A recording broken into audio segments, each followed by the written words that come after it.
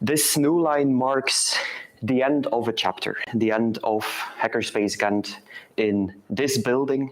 Our hackerspace used to be called Whitespace, named after the street, which is called the Blekerijstraat, the Bleachers Street, and then Whitespace is also a character. And so my own, I don't think I've told anyone yet, but my own synonym for this Newline event is end of file, because it will be the last Newline that we do in this building, and our hackerspace is now moving to another building. And I wanted to give this presentation to reflect a bit on the system that runs our hackerspace, that runs the soft part of our hackerspace, that runs our community. And so it's a talk about leaderless communities. It's an introduction to the Hackerspace Blueprint, and Hackerspace Blueprint is a document that describes how our community works, and it's meant to also be some kind of blueprint for other people who want to do leaderless communities. So, my name is Merlijn Sebrechts. I am currently part of the Ubuntu Community Council for a period of 2 years. I was until January, I think, or February, I was the board member of this hackerspace. I was one of the board members of this hackerspace for 8 years, I think, a little bit more than 8 years. And I wrote the Hackerspace Blueprint, although I have to give the caveat that I did not create the content inside of the Hackerspace Blueprint. I did not create the system on my own.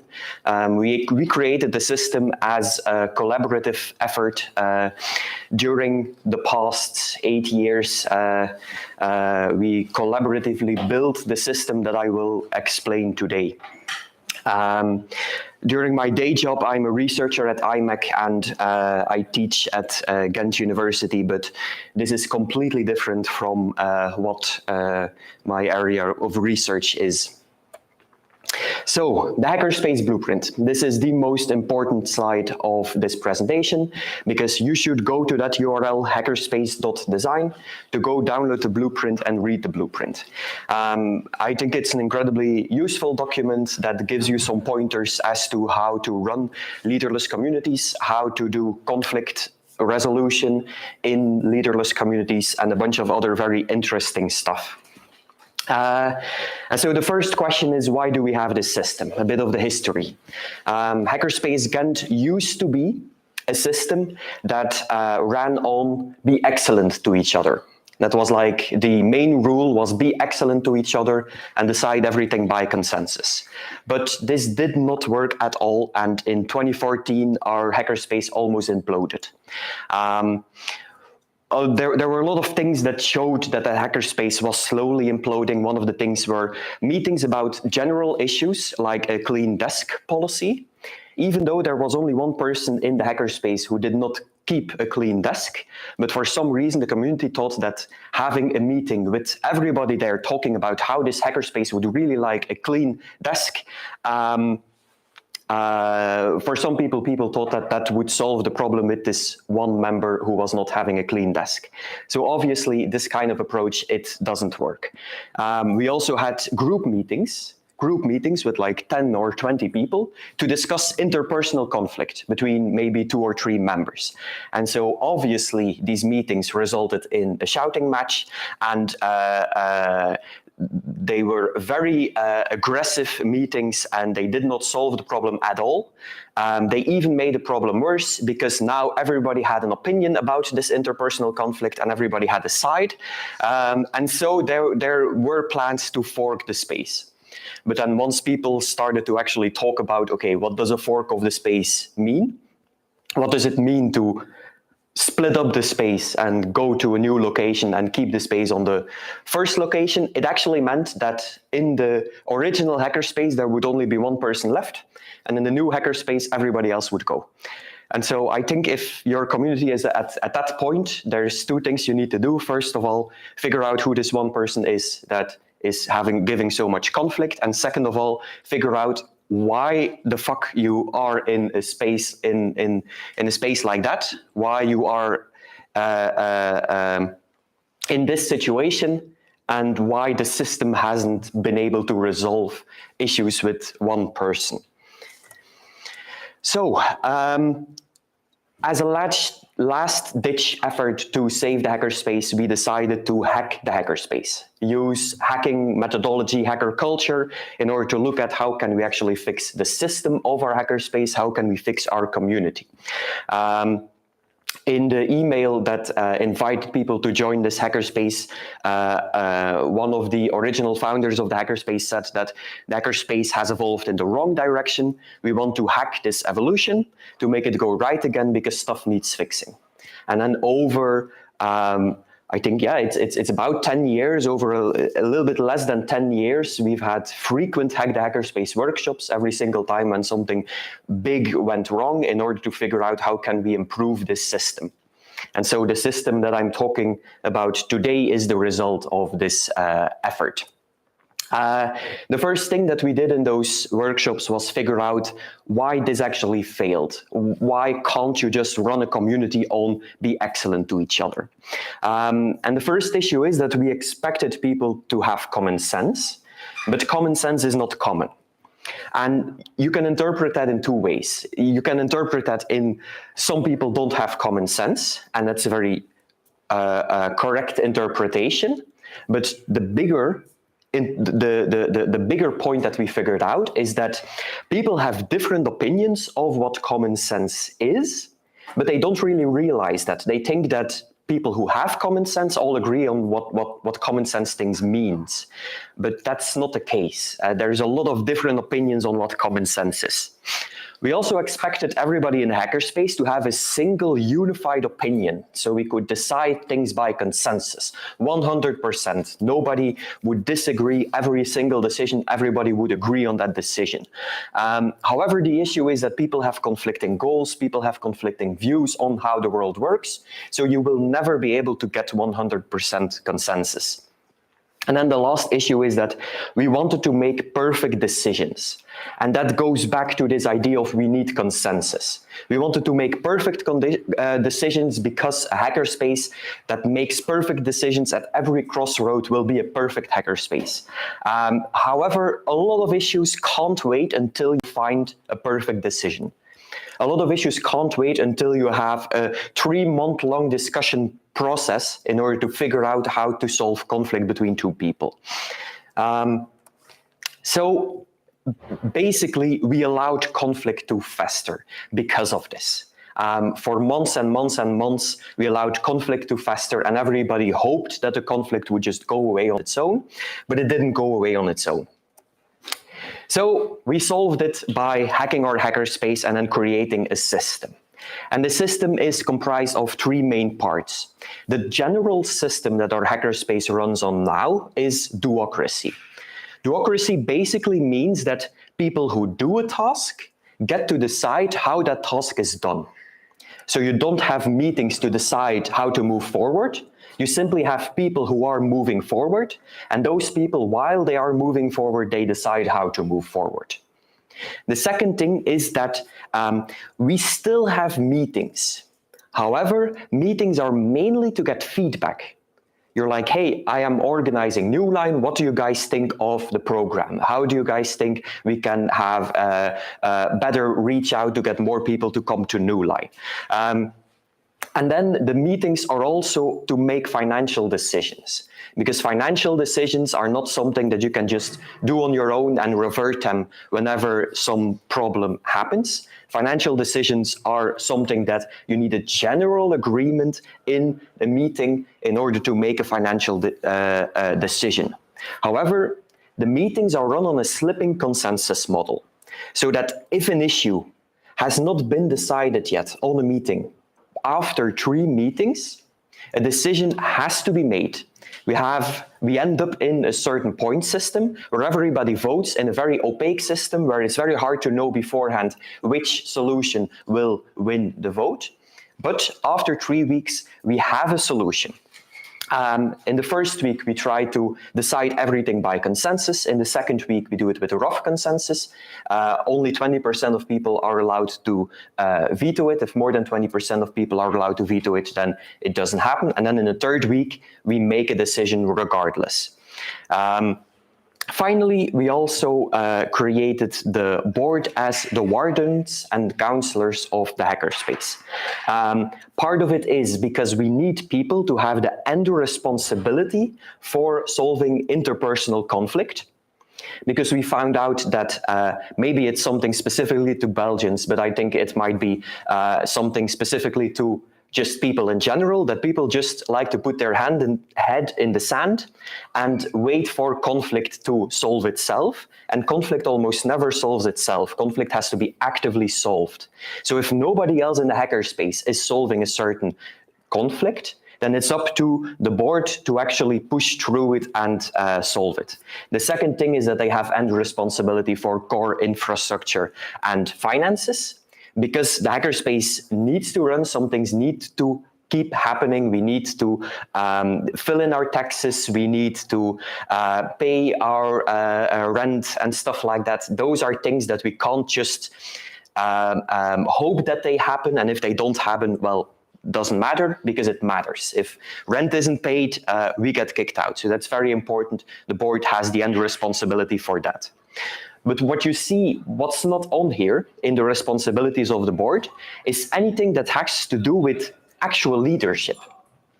The board doesn't really decide anything apart from making sure that stuff gets paid.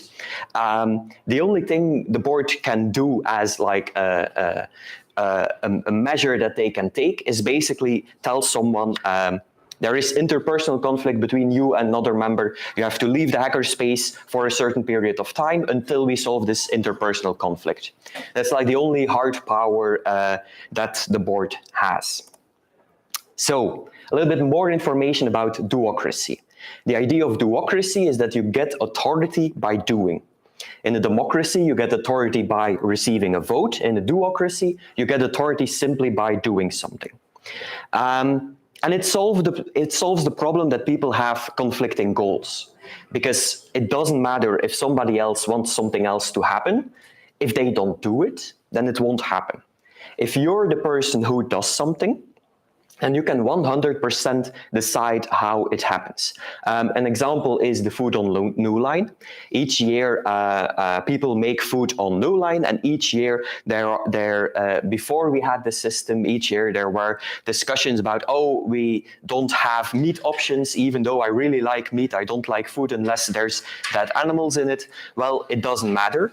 If you're not the person that is making the food, then you're not the person who is deciding what you will eat. And if you want a meat option, then just make it yourselves. For some reason, every single Newline, the people who are cooking are the people who are vegetarians. And so almost every single Newline, we only have vegetarian options. So do-ocracy, if you do a task, you decide how it should be done. And one very important thing to note here, and this is something that we have to keep reminding the hackerspace of, is that you don't need the opinion of everyone who is affected by your actions.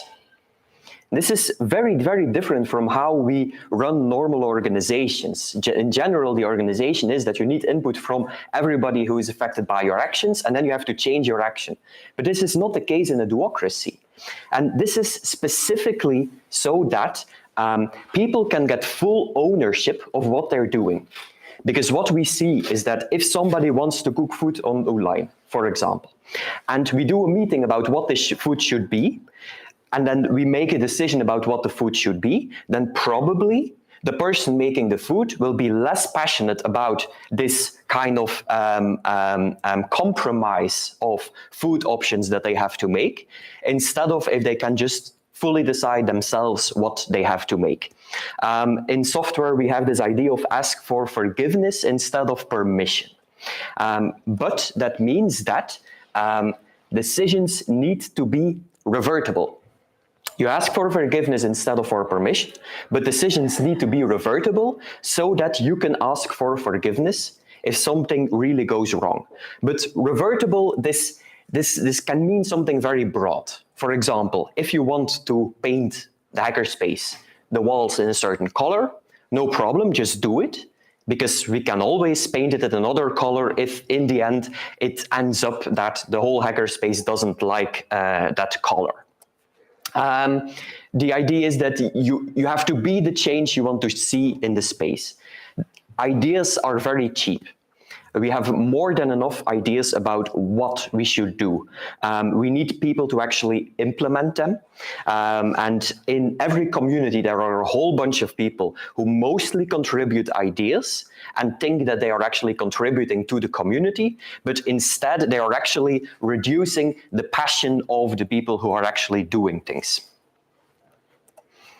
Do-ocracy means that there is authority.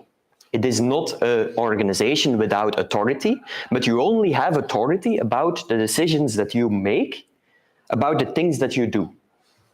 And if you stop doing them, then you stop having authority. For example, we have a system with badges in order to get into the hackerspace. We have a bar system, a piece of software that tallies how much you drunk, how much you spent, and at a certain point, somebody built a whole new system. That certain person at a certain point didn't have a lot of energy anymore. They stopped maintaining it. At that point, they lost authority over the bar system, and somebody else came in and built a new bar system.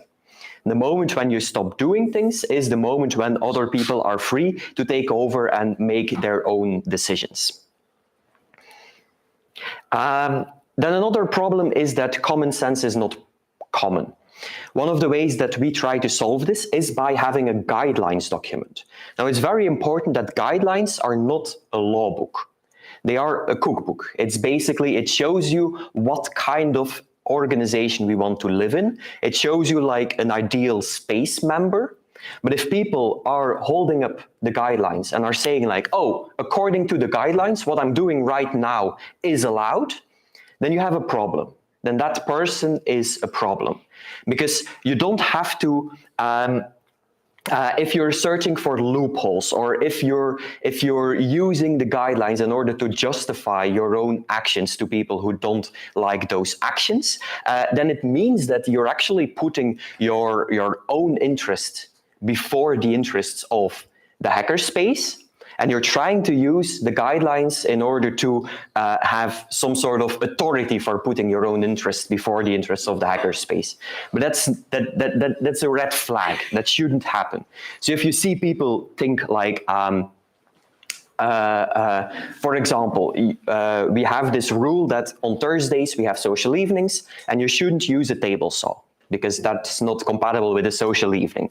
And if somebody comes and asks, yeah, but what if I'm the only person in the hackerspace? Am I able to use the table saw then? And of course, it's just like guidelines, like this is how we want you to act in a general sense. These are not the rules that you have to follow. Same thing that somebody says like, oh, I'm allowed to use a table saw because it's not a social evening. So let's say that on a Tuesday, people are playing board games. Somebody comes in and starts using the table saw, and then the people playing board games are like, hey, these two activities are not compatible with each other, and we were here first, so can you please stop using the table saw? And then this person says, oh yeah, but you look, the guidelines say that I can use the table saw today. That's also a red flag. This person has to be, this person's behavior has to be addressed. One of the problems is that some stuff still needs to happen. We need to pay the bills, even if nobody wants to pay the bills. And that's where the board comes in. The board are the end responsible for both the infrastructure and the culture or the interpersonal happenings of our community. Important here is responsibility. They don't have to do this all themselves. But if nobody else does it, it's a responsibility of the board to make sure that it happens. Make sure bills get paid, make sure that people keep giving presentations about how our community works, teaching new people who come into our community how the community works. And so they have two roles: warden, which is ensuring that we have the core infrastructure here in which everything can happen. And it's very bare bones, like we need a building, we need internet, we need electricity, and that's about it. Everything else is optional, and everything else can definitely be handled by members, and if members don't handle it, then it doesn't really matter that much. Like, if we go a few weeks without drinks in the fridge, it doesn't really matter. People will keep coming to the hackerspace, and if they really want drinks, they will bring their own drinks or go to the shop themselves for drinks. They're the last resort, basically. So they are responsible for finance, electricity, housing, safety, and social.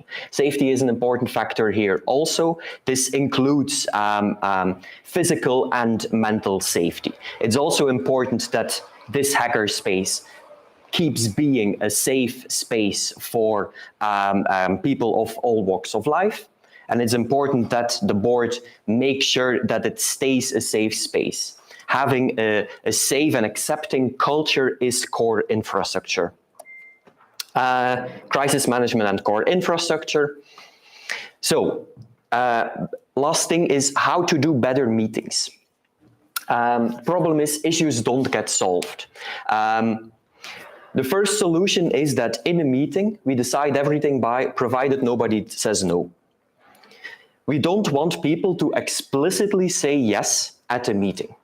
We want to have a little bit of peer pressure so that if you want to really block a decision, you have to speak up and you have to say, I am the person who is blocking this decision because of these reasons. This creates peer pressure, but peer pressure is very good. It is a natural instinct that we have in order to make sure that our communities stay together, even though everybody has a slightly different view of the world and everybody has slightly different opinions. The second solution is a more official system that we have. The first meeting that an issue gets brought up on the meeting, we decide things by consensus. The second meeting, we decide things by rough consensus. So 20% of people in the second meeting have to put up their hand and say, I am blocking this issue, to make sure that an issue does not get, that the decision does not get made. In the third meeting, we have the point system. Thankfully, we have never had to use the point system by this point. The point system is, if you have a booklet of the Hackerspace Blueprint, the point system is a bit problematic because it's in the middle of the booklet. So people open the booklet and see the point system, and they're like, what the fuck kind of bureaucratic bullshit is this? But the point system, we've never had to use it, but it's like a sword that's hanging above the community's head, that if we don't make a decision after 3 meetings, a decision will be made, and it's very unclear which decision that will be, because it's a very convoluted system in order to count votes. Everybody has multiple votes and things like that. One of the things we want to avoid is the bike shed effect, Parkinson's law of triviality. Organizations spend disproportionate time on trivial issues. If you have a new power plant and you have a committee, the board of this power plant, and they decide on building a new power plant, it's a budget of $28 million. The discussion about it happens in 2.5 minutes. But next to this power plant, we will create a new bike shed, or next to the main office, we will create a new bike shed, and we spend 45 minutes discussing how to paint this bike shed. Because everybody has an opinion on how to paint a bike shed. Not everybody has an opinion on how to actually build a nuclear plant. So in meetings, often, time gets spent more on trivial things because more people have opinions on these trivial things. And so that's a big reason why we don't want to get the opinion of everybody, because everybody has opinion on trivial things and it just slows everything down. As I said before, we want peer pressure because community requires compromise. And peer pressure is a natural way in order to ensure some level of compromise. You don't need everybody's opinion. Again, the most efficient meeting is a meeting that you don't have. A lot of people, when they first come into the hackerspace and they want to change something, they call a meeting in order to ask, how do we want to change this? Instead, we ask them, just change it. just change it. And if people come and complain to you about that change, and they complain about it so much that they want to see it reverted, then you can have a discussion about what the best solution is. But you don't have to have a discussion beforehand, because most of the things you will do, even if people don't like it, they will not dislike it that much that they will actively ask you to revert it. And so stuff keeps happening this way. Stuff keeps happening if you only have the discussion afterwards, after you do something, instead of before it. This reduces the armchair experts, the people who come to every meeting and have an opinion about every single thing, but don't actually get their hands dirty. And this reduces the bike shedding. So again, the most important slide, I have to admit I copied this slide. It is not the same slide as in the beginning of the presentation, so these are the most important two slides. Hackerspace.design, go to that URL, and there you can download the Hackerspace Blueprint itself. You can also see a podcast that we did with a bunch of people in the hacker community working on building communities. You can also see a bunch of presentations that I gave and more. Very interesting, one of the presentations I gave is on a system to solve interpersonal conflict in leaderless communities. I can definitely recommend to also watch that presentation because it's an issue that is very common in these kind of counterculture organizations. So I think I have about 10 minutes for either questions or more guided information. I have more guided information about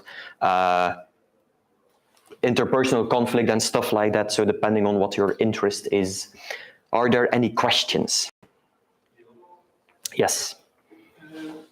You mentioned the fact that people keep the ownership of a project while they're working on it, and then when they are not working on it anymore, someone else can take over the project or start doing the project itself. Do you have a formal way to define if people are still handling their project or not? How do you make the decision of how this project is not taken care anymore and can be taken over by someone else? So in the past, so we don't have a formal system. In the past, this happened a lot when something breaks and people ask this person to fix it. And after a few days or a few weeks, we don't hear anything back from this person and it doesn't get fixed. That's probably the point at which you are free to take over. Okay. How do you take over a system that requires specific access, like server management or something like that need credentials and stuff like that? You flash it. You put a new system on it, you buy a new system, you build a new system. We also have this very lax way of handling passwords in this hackerspace. A lot of our passwords are default passwords, so you can also try a bunch of our default passwords and see if that works. But yeah, it's have as less structure as possible. We have a really tiny bit of structure in this hackerspace to make sure that it keeps on functioning as a healthy community. But otherwise, we don't want to add processes to maintain passwords or have passwords somewhere else. This morning, I was called up by Bertrand to ask me what is the password for our YouTube account. Yeah, because it's good enough. It's more than good enough. There was the whole thing about, the do-ocracy, doing something gives you the power over the thing you're doing. But how do you come to a consensus in the group that that is the way to do things? Because everybody needs to agree that the one doing the stuff has the power to do whatever they want. But you need a consensus on that somewhere. Yeah, we have at about eight years ago, we did a big general assembly with everybody who was still interested in running the hackerspace, and we gave the hackerspace the decision, do you want to implement this system?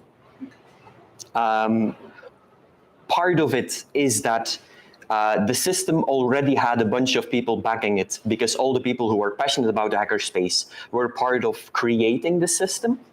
But on that meeting, we decided from now on, we will use this system.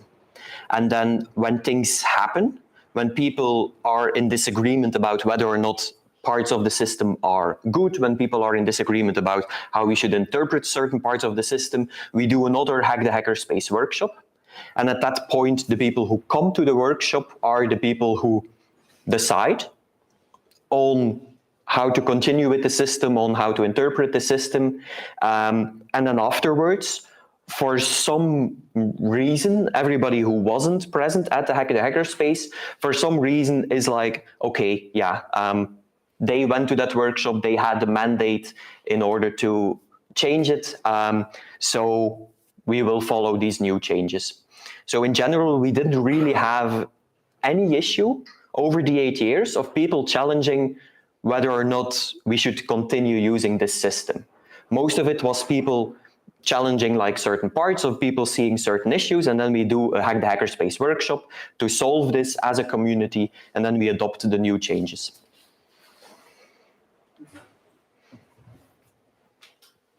A small thing. There was a certain mention of the responsibilities of the board, and one of them is culture or protection culture. I don't know how it was. What does that mean? That's a very good question.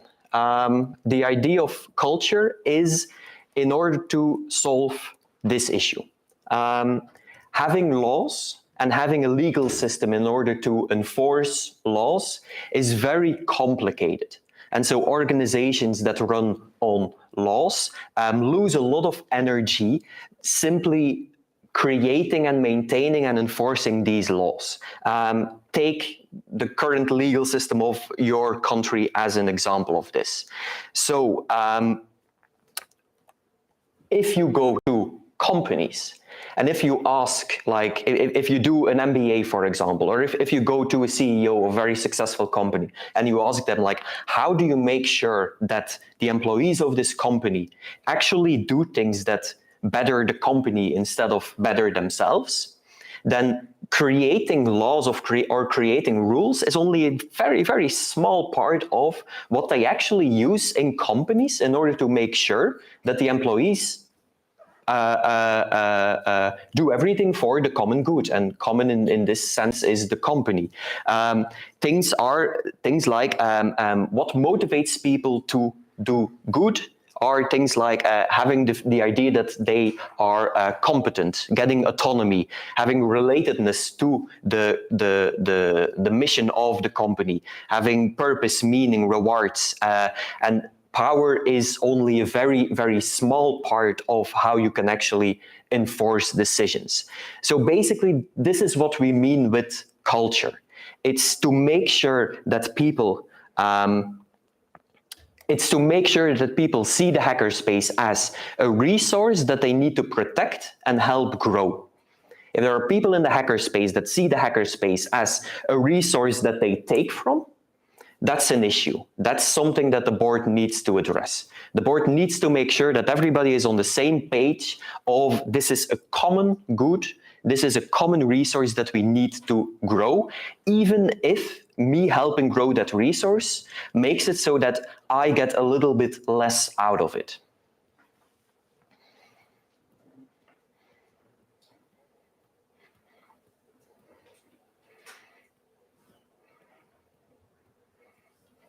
So, any other questions?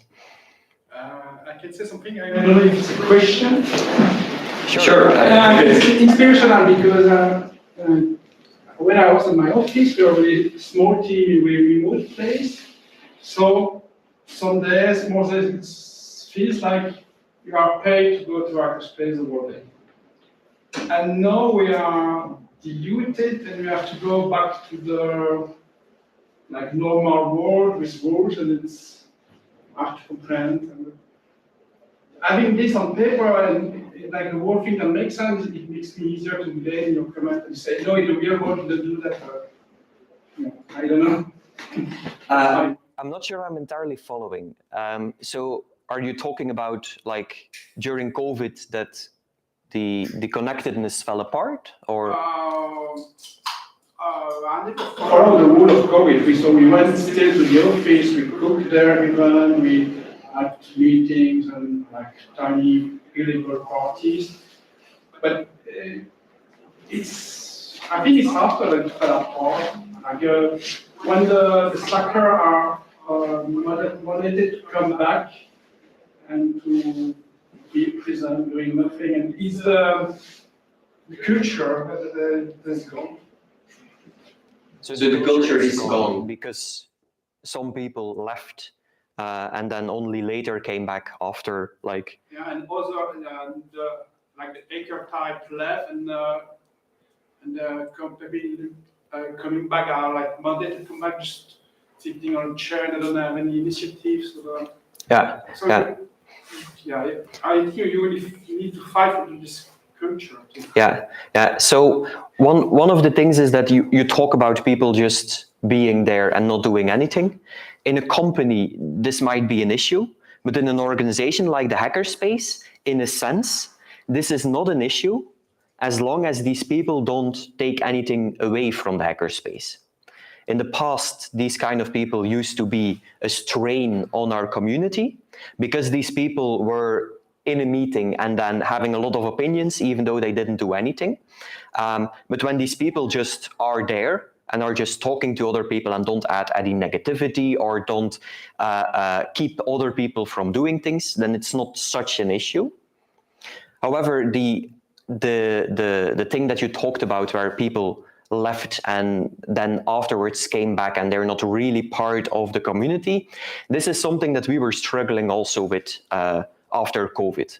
Even right now, I think the culture of our hackerspace is still not 100% what it was before COVID.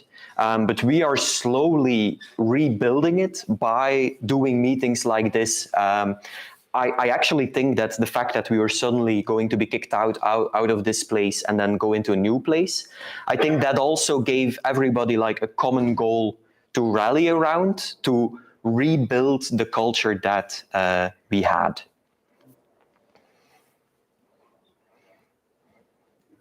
All right, it's 2 o'clock exactly. So I think that's the end of the presentation.